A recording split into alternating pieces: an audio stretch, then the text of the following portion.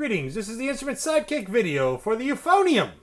Euphonium, we're back to euphonium video specifically. Alright, this is page 7, putting the instrument together. Page 7, putting the instrument together. Obviously, if we're going to play the whole thing, we got to put everything together, okay? And this is pretty easy. All we have to do is put the mouthpiece, which you're hopefully now buzzing all the time, all day long. We just have to be able to put that into the euphonium. That's it.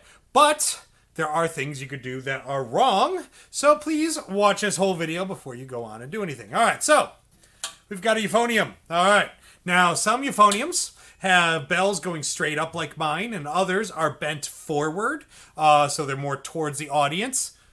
Doesn't matter, okay? Those are two different makes of euphonium, okay? Kind of like you can have different makes of car. They all still have a steering wheel and something to switch from forward to backward and a gas pedal and a brake pedal, even though they all look different and they maybe how their doors open and how much room they have inside them is a little different, okay? Same with euphoniums. They're made of different makes, okay? Mine happens to have the bell straight up. Yours might not, okay? That's okay.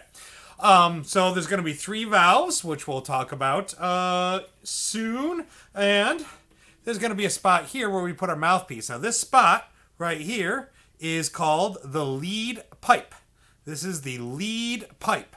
So it sticks out here, all right, and we've put the mouthpiece into that lead pipe, all right. Now, remember, watch this whole video before you try and do anything, okay? This, just put in a little bit. Don't shove it in. Just put it in. And a small turn to the right. Small turn to the left. Comes right out. Okay? Does not need to be shoved in. It does not need to be twisted tight. Okay? Don't worry. It's not going to fall out. All right? You don't need to shove it in or else it'll fall out. You don't need to turn it really tight or else it'll fall out. It's not that kind of thing. Okay? There's no actual screw process here. It's not like you're screwing on something. Okay? It just rests in, and a little turn to the right gives it a little groove there, all right? It does not need to be pressed or turned tight.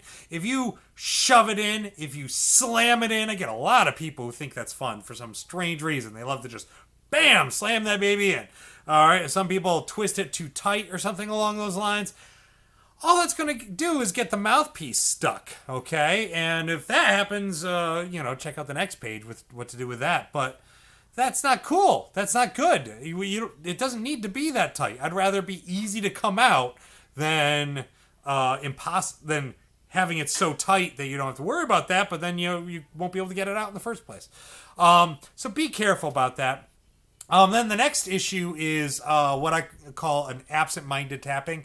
Absent-minded is when you do something and you're not paying attention to the fact that you're doing it. You're absent-minded. Your mind is absent from the activity. All right? I absent-mindedly wiggle my leg. I'm a leg wiggler. My knee is going up and down all the time whenever I'm sitting down. Some people are tappers, okay, and you might be a tapper. So if you're one of those people who's sitting there and tapping away and not paying attention, and people are like, "Hey, stop tapping," and you're like, "I'm not tapping." Oh, I guess I am tapping. That means you're doing it absent-mindedly. You're not paying attention to it.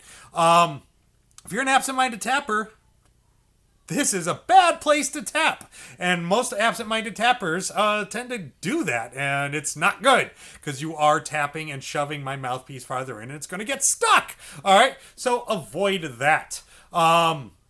So not too tight. Don't slam it in. Just slightly in and like that. Okay.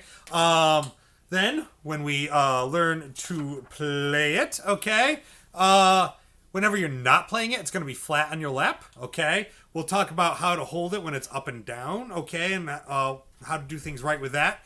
But it is flat on your lap like this when we call rest position, all right? So you just kind of lay it there and it sits there whenever you're not playing, okay?